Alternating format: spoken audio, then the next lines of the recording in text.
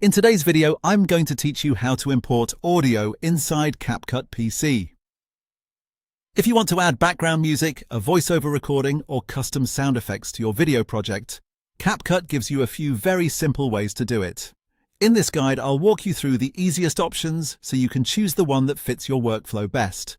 The first method is importing your own audio files directly inside CapCut. To do this, go to the top left menu area, click Media, and then select Local.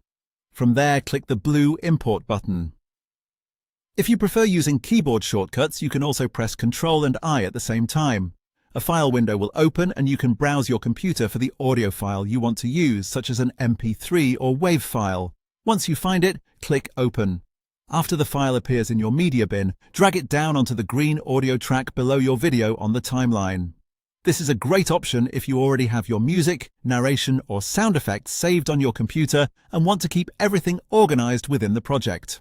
The second method is even faster and works well if you already have the file folder open on your computer. Simply locate the audio file you want to use, then click and drag it directly into the CapCut media bin.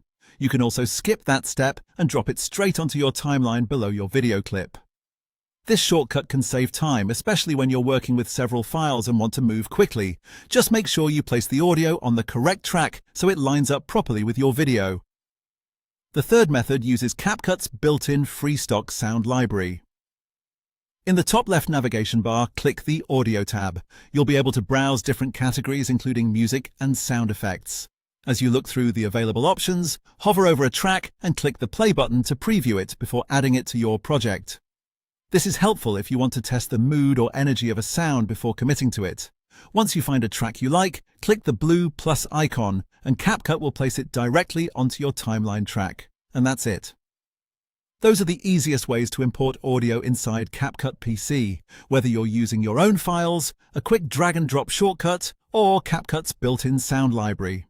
Once your audio is on the timeline, you're ready to continue editing your video.